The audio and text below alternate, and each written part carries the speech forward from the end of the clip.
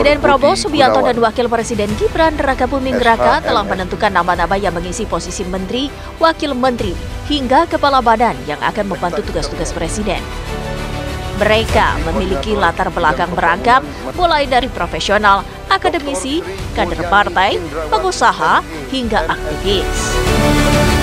Dari kalangan profesional mengisi daftar seperti Menteri Keuangan Sri Mulyani, Menteri Dalam Negeri Tito Karnavian, hingga Menteri Perhubungan Dudi Purwagandi.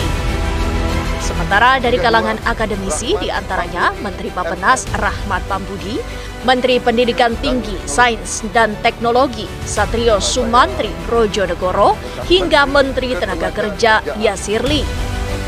Selain itu, sejumlah nama berasal dari organisasi kemasyarakatan, diantaranya adalah Menteri Sosial yang juga Sekjen Pengurus Besar Nahdlatul Ulama Saifullah Yusuf, Menteri Pendidikan Dasar dan Menengah Abdul Muti yang merupakan Sekretaris Umum Pengurus Pusat Muhammadiyah, serta Menteri Pemberdayaan Perempuan dan Perlindungan Anak Arifatul Khairi Fauzi yang tercatat sebagai Muslimat Nahdlatul Ulama. Sebelum mengisi daftar kabinet, nama-nama itu lebih dulu menyatakan kesanggupan dan komitmennya membantu merealisasikan Astagita atau 8 misi dalam mendukung visi bersama Indonesia Maju menuju Indonesia Emas 2045 pemerintahan Prabowo Gibran. Diketahui sepanjang Senin dan Selasa 14 dan 15 Oktober 2024, lebih dari 100 nama memenuhi panggilan Prabowo sebagai calon menteri, wakil menteri, dan kepala badan. Sejumlah nama yang hadir memenuhi panggilan itu terbilang mengagetkan. Di antaranya yakni Sri Mulyani Indrawati, mantan Ketua Tim Pemenangan PKK DKI Jakarta era Gubernur Basuki Cahayapurnama Veronica Tan, serta Imam Besar Masjid Istiqlal Nasaruddin Umar. Sebelum kemunculan Sri Mulyani itu, kabar beredar menyebut ada sejumlah nama masuk dalam bursa calon Menteri Keuangan Kabinet Prabowo Gibran. Di antaranya Budi Gunadi Sadikin, Kartika Wirjo Atmojo, dan Mahendra Siregar.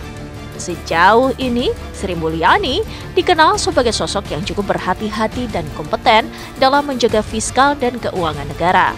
Tak ayal, tidak sedikit pelaku pasar, investor, hingga analisis yang menaruh harapan besar Sri Mulyani untuk melanjutkan kiprahnya di era Prabowo. Pastinya banyak banget, aku harus lihat kemana. Tadi dapat penugasan atau ngobrol apa aja Bu sama Pak Prabowo?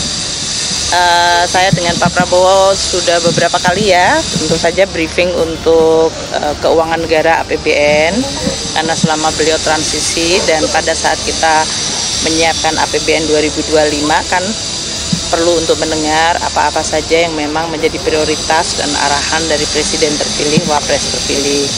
Jadi kami selalu konsultasi, kemudian kita juga berdiskusi mengenai berbagai langkah untuk memperkuat Kementerian Keuangan dan Keuangan Negara untuk bisa mendukung program-program beliau. Selain Sri Mulyani, sosok lain yang mengejutkan publik adalah Veronica Tan. Pertemuan Veronica Tan dengan Prabowo terbilang singkat, yaitu hanya sekitar 20 menit.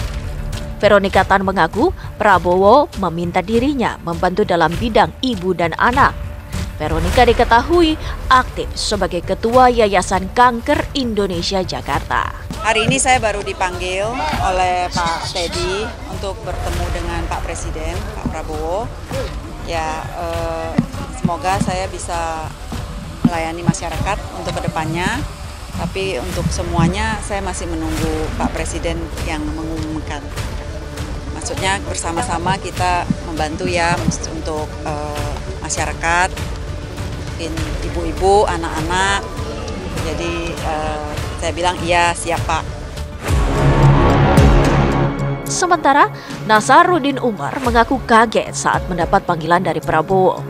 Nasaruddin berujar ia diminta membantu Prabowo di pemerintah mendatang. Saya betul-betul sangat surprise ya kan. Saya agak nyangka dan saya kaget dan saya nggak pernah membayangkan ya. Saya diminta untuk membantu beliau ya untuk kepemimpinan beliau yang akan datang ya. Saya merasa I feel I'm nothing ya, tapi kok kenapa saya juga ikut dipanggil? Nggak pernah nyangka, nggak pernah bayangkan. Saya hanya bekerja secara profesional di bidang saya di Istiqlal dan di perguruan tinggi sebagai dosen. dan menghadiri pertemuan-pertemuan keagamaan internasional ya. Nah, akhirnya saya diharapkan bergabung juga untuk membantu Bapak nanti pada periode akan datang. Usai 2 hari agenda pemanggilan, pada hari Rabu 16 Oktober 2024, Prabowo menggelar acara pembekalan calon menteri di kediamannya di Hambalang, Jawa Barat. Kejutan kembali muncul. Budi Gunawan yang kala itu usai diberhentikan Presiden Joko Widodo disebut menghadiri acara pembekalan calon menteri. Sedangkan Budi Gunawan tidak terlihat hadir ketika Prabowo memanggil para calon menteri dan wakil menteri serta kepala badan pada 14 dan 15 Oktober itu. Selain sejumlah nama yang mengejutkan itu, tercatat 17 nama menteri dan wakil menteri yang saat itu masih menjabat di kabinet pemerintahan Jokowi Ma'ruf turut hadir memenuhi panggilan Prabowo. Hal ini seakan menunjukkan proses peralihan politik bergulir dengan baik dan dinilai penting agar kabinet Prabowo Gibran dapat segera bekerja usai dilantik.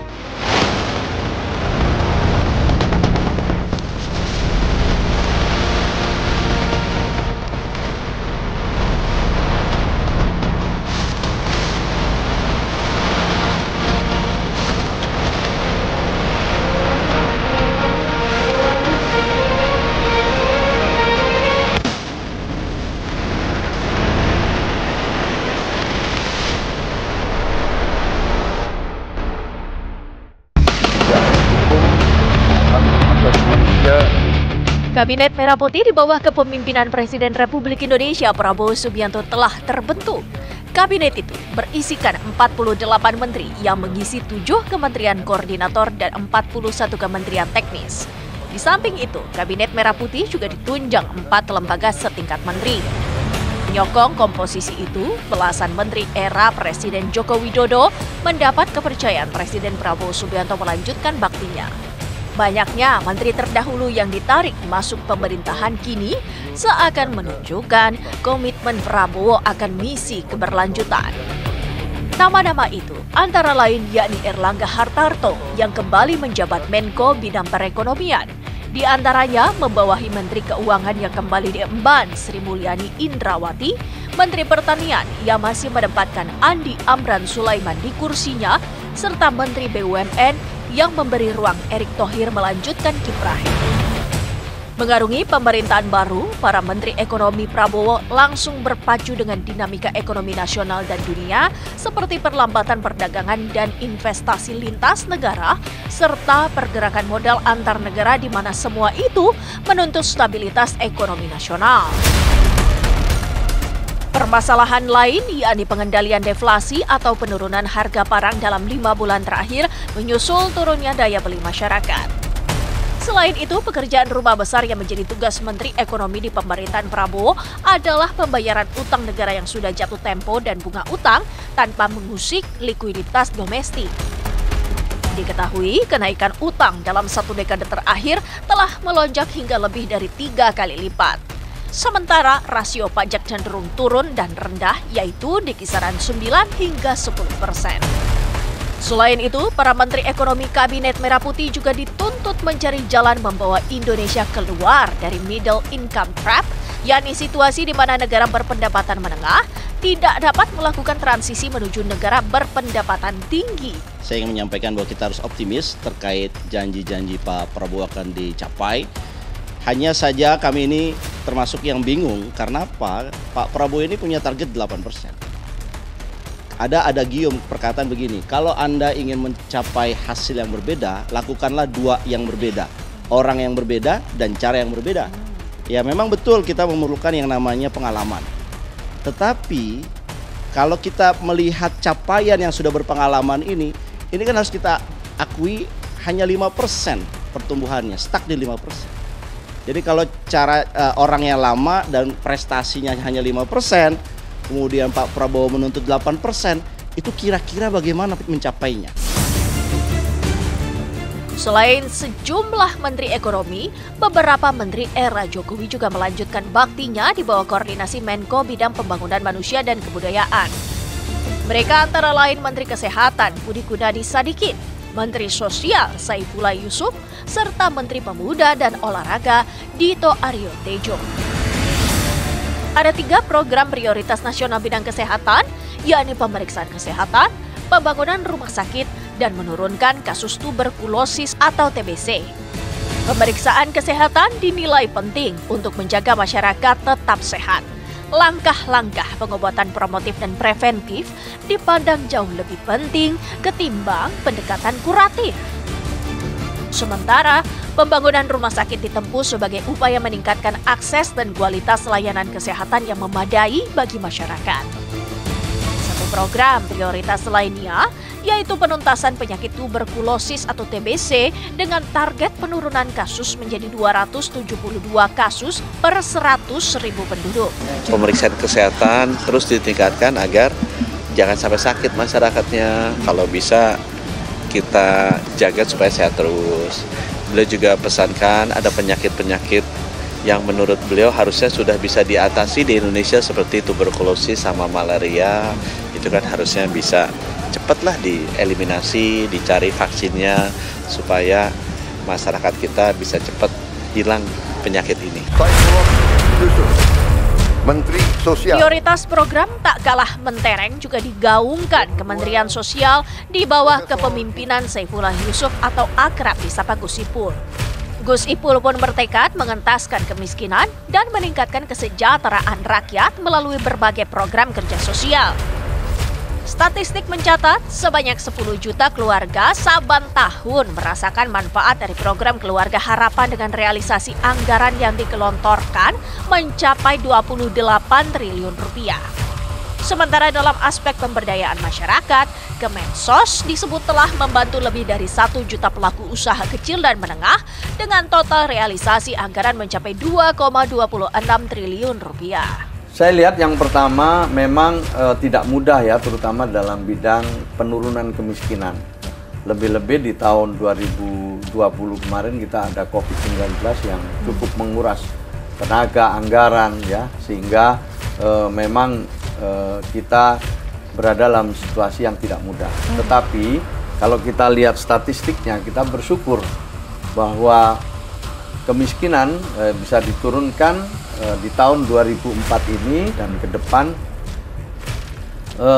kita harus berusaha bagaimana penurunan kemiskinan ini lebih tajam dari sebelumnya karena situasinya juga sudah lebih kondusif. Memang tantangannya banyak, diantaranya sekarang sedang rame isu penurunan kelas menengah yang disebut turun kasta dan lain sebagainya. Hadirnya belasan menteri di era Presiden Jokowi di Kabinet Merah Putih tak pelak dipandang sebagai simbol keberlanjutan pemerintahan. Harapan besar seluruh lapisan masyarakat tanah air akan terwujudnya negeri yang maju, sejahtera, dan berdaulat kini turut disandarkan di pundak Tuan Presiden.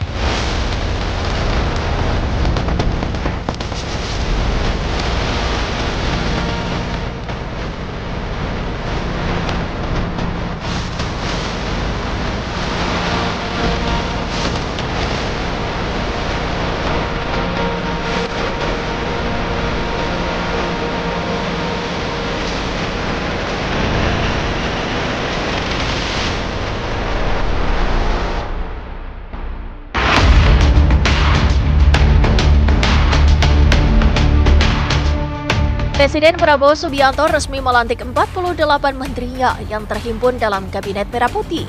Sebagian dari menteri itu adalah wajah baru dan berasal dari kalangan profesional atau ahli. Mereka diantaranya yakni Menteri Perencanaan Pembangunan Nasional Rahmat Pambudi, Menteri Imigrasi dan Pemasyarakatan Komisaris Jenderal Polisi Purnawirawan Agus Andrianto, Menteri Hak Asasi Manusia Natalius Pigai, hingga Menteri Perhubungan Budi Purwagadi.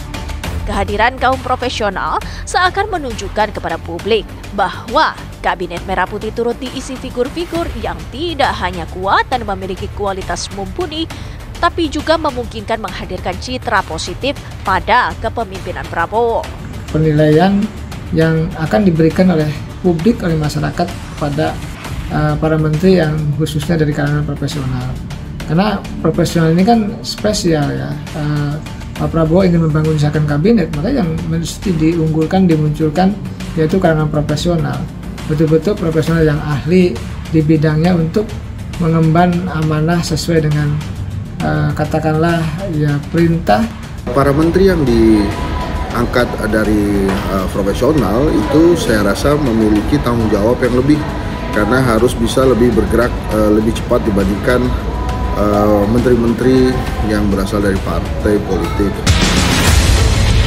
Deretan nama mentereng di Kabinet Merah Putih sudah barang tentu diiringi tugas dan tanggung jawab yang tidak enteng. Kementerian PPN Bappenas di bawah kepemimpinan Rahmat Pambudi akan bekerja keras untuk mulai mewujudkan rencana pembangunan jangka panjang nasional 2025-2045. Untuk sektor perumahan dan kawasan permukiman khususnya. Di dalamnya turut mencakup pengadaan perumahan, air minum, sanitasi, hingga persoalan pengelolaan sampah. Dalam cakupan yang lebih luas, kontribusi Rahmat Pambudi diharapkan mampu mewujudkan swasembada energi, pangan, dan air. Saya telah mencanangkan bahwa Indonesia harus segera swasembada pangan dalam waktu yang sesingkat-singkatnya. Kita tidak boleh tergantung sumber makanan dari luar. Dalam krisis, dalam keadaan genting, tidak ada yang akan mengizinkan barang-barang mereka untuk kita beli. Saudara-saudara sekalian, kita juga harus swasembada energi. Dalam keadaan kemungkinan terjadi perang di mana-mana, kita harus siap dengan kemungkinan yang paling jelek. Tugas tidak kalah berat juga diemban Menteri Imigrasi Agus Andrianto yang tengah mengkaji soal kemungkinan warga binaan nantinya tidak perlu ditahan di dalam rumah tahanan ataupun lembaga pemasyarakatan. Diketahui persoalan overkapasitas masih menjadi permasalahan klasik yang menggayuti rutan maupun lapas. Sedangkan sistem perlakuan terhadap narapidana menganut sistem pembaruan pidana penjara yang berdasarkan Pancasila dan asas kemanusiaan. Memang persoalan overcrowding, ada yang menyebut juga overkapasitas, ini menjadi salah satu persoalan yang sayangnya memang tidak mudah untuk diselesaikan. Dari waktu ke waktu, Kementerian Hukum dan HAM terus berupaya untuk mengadres, mencari solusi untuk masalah ini, dan kondisi semacam ini biasanya terjadi di kota-kota besar. Di sisi lain, kementerian terkait, yakni Kementerian HAM yang dinahkodai Natalius Pigai, mendapat tugas membangun bidang HAM hingga penyelesaian sejumlah kasus pelanggaran HAM berat di tanah air. Meski begitu, Natalius mengaku kementeriannya saat ini tengah fokus mengurus terkait nomenklatur hingga pengadaan sarana dan prasarana. Saya sebagai orang yang nanti akan melaksanakan kebijakan politik hak asasi manusia, maka pembangunan berbasis HAM menjadi prioritas dan sangat penting. Mau ingin melakukan kebijakan bidang A, B, C, D, E, F, tentu harus berbasis dan berpijak kepada nilai-nilai hak asasi manusia, nilai demokrasi, nilai keadilan, dan nilai perdamaian. Sementara, setumpuk pekerjaan rumah juga menanti Menteri Perhubungan Dudi Purwagandi. Dudi yang berlatar belakang birokrat itu dituntut untuk bergegas melakukan pembenahan infrastruktur transportasi hingga memberantas praktik pungutan liar di sektor logistik. Terlebih, praktik pungli itu turut dilakukan oleh oknum aparat penegak hukum yang utamanya dilakukan di unit pelaksana penimbangan kendaraan bermotor atau UPPKB. Selain itu, permasalahan lain yang butuh pembenahan segera yakni menyangkut penanganan kendaraan overdimension dan overload. Mengingat kecelakaan yang melibatkan angkutan barang masih acap terjadi. Pengemudi ini adalah ujung tombak dari satu rangkaian perjalanan logistik. Ya, namun itu tidak setara dengan apa yang mereka dapatkan dalam arti kesejahteraan para pengemudi truk ini. Nah, ini disebabkan karena apa? Tarif angkutan barang itu rendah. Ya, apalagi setelah diserahkan pada mekanisme pasar di mana ada transaksi ya yang terikat antara pemilik barang dengan pengangkutan. Deretan ahli di Kabinet Merah Putih akan saling bahu-membahu dengan para kolega dalam membantu Presiden Prabowo Subianto mewujudkan Asta Cita atau 8 visi misi Presiden. Presiden pun mengingatkan, rakyat harus bebas dari ketakutan, kemiskinan, kebodohan, penindasan, dan penderitaan.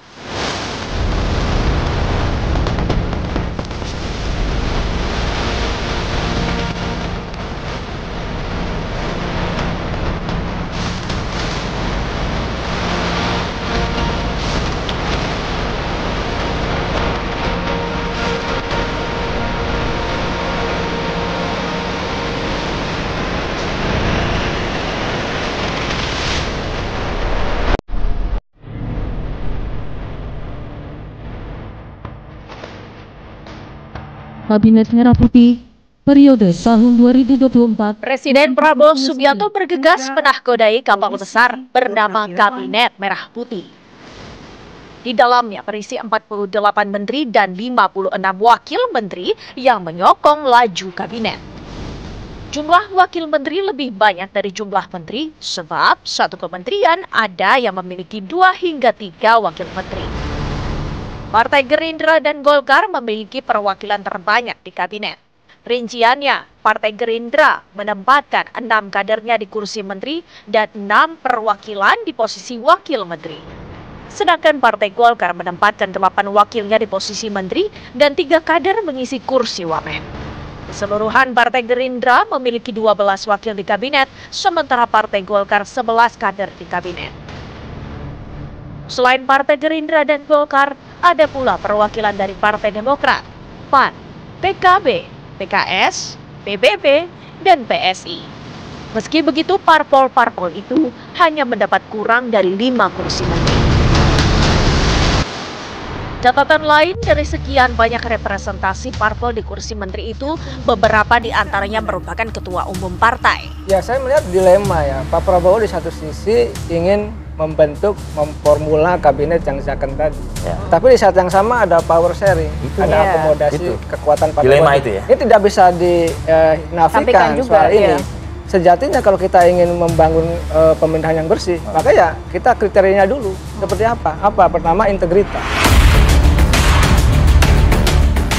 Partisipasi perwakilan partai politik dalam sebuah kabinet seperti tak terelakkan. Sebab, bagaimanapun juga partai politik adalah tempat mencetak kader untuk melahirkan pemimpin nasional yang kelak akan menduduki jabatan strategis mulai dari menteri hingga presiden. Situasi tidak mudah pula yang diyakini dihadapi Prabowo kala menyusun Kabinet Merah Putih. Diketahui berdiri di barisan Kim Plus sebagai penyokong utama Prabowo Gibran tercatat 7 partai parlemen dan 7 partai non-parlemen. Tak ayal, bagi-bagi kue kekuasaan pun tak terhindarkan.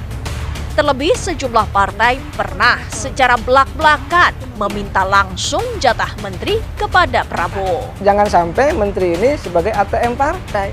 Dan ini sebenarnya bukan sesuatu yang rahasia.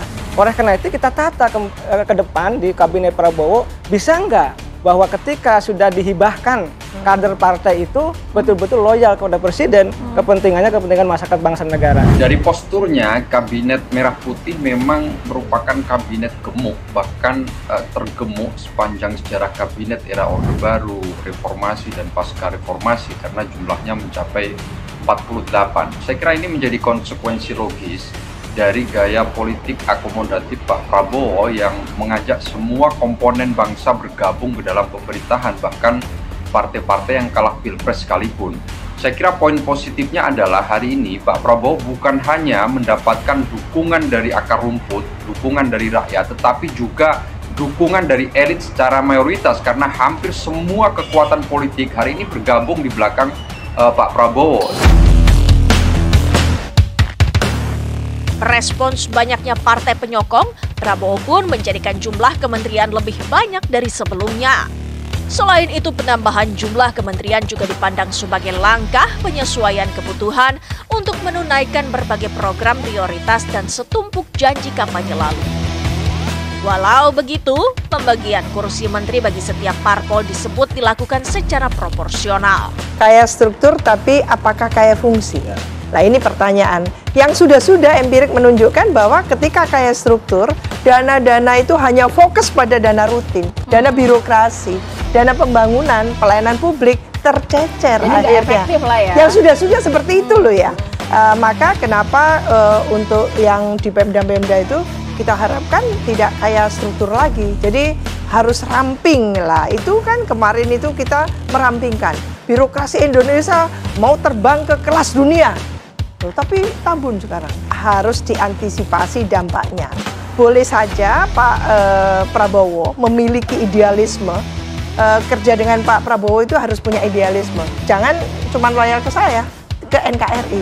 Itu artinya memang dia ingin menteri yang statesmanship. Tidak hanya presidennya yang statesmanship.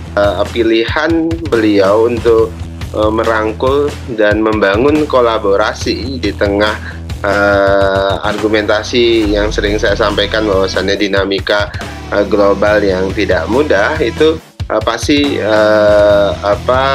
ada cost-nya. Salah satu cost-nya tentu terlihat sangat gemuk dalam tanda kutip susunan kabinetnya dan kelembagaannya. Namun Pak Prabowo sejak awal ingin semua urusan yang selama ini tidak menjadi titik tekan atau fokus itu dimulai untuk diperhatikan dengan sungguh-sungguh. Oleh sebab itu banyak bidang-bidang atau kementerian yang dipecah. Namun tentu pemecahan kementerian-kementerian tersebut kan dibarengi dengan upaya pengawasan. Langkah Presiden Prabowo menghimpun kekuatan partai politik sebanyak-banyaknya disebut demi terciptanya pemerintahan yang lebih efektif di masa mendatang. Diyakini pula, suasana politik yang kondusif akan turut mendukung terciptanya pertumbuhan ekonomi yang lebih baik. Dr. Haji Agus Harimurti Haji Abdul Muhaimin Iskandar Haji Hasan Kasmi dan Dr. Fatih John Yasir Tanto.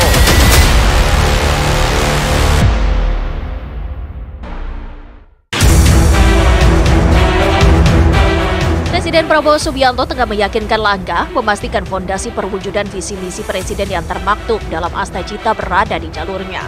Asta Cita diketahui merupakan janji kampanye Prabowo Gibran dalam kampanye Pilpres 2024 yang turut mengusung sejumlah program unggulan dan prioritas.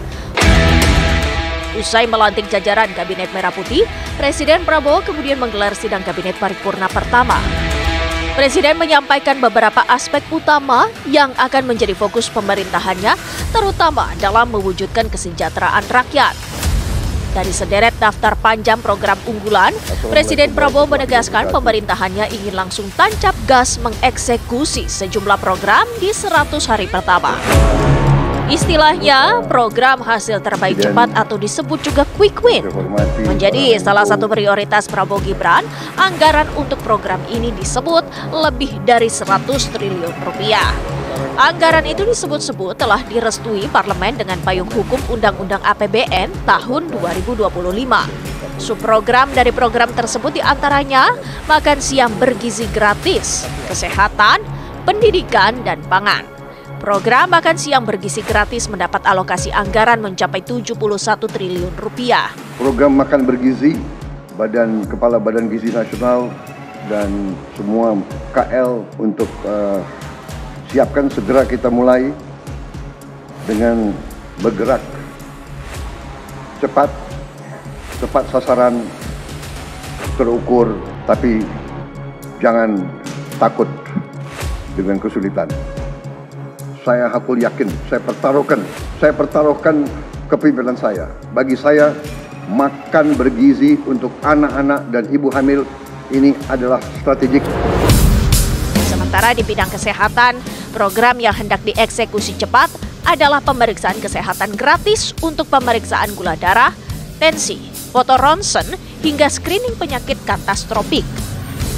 Penyakit katastropik adalah penyakit yang membutuhkan pengobatan dan pemantauan kesehatan secara berkala namun acap dibiarkan oleh penderitanya sehingga terjadi perburukan kondisi.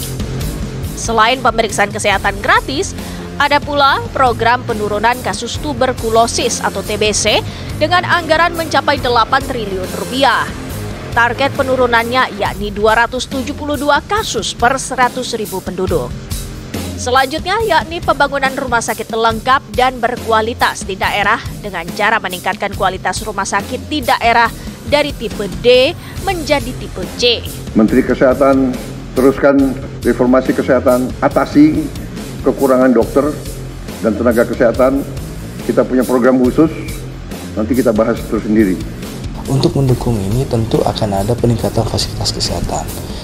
Pak Prabowo dan Mas Gibran untuk meningkatkan fasilitas kesehatan sudah menyiapkan anggaran tambahan juga sebesar 1,8 triliun dan diharapkan dengan anggaran yang ada, program yang jelas dan terukur ini bisa kita maksimalkan. Tentu kerjasamanya bukan hanya kerjasama pemerintah pusat, tapi juga bersama-sama pemerintah daerah.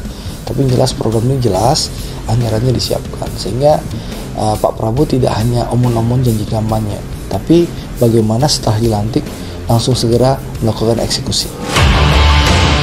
Program primadona selanjutnya yaitu berkaitan dengan pendidikan yang menargetkan renovasi 22.000 sekolah.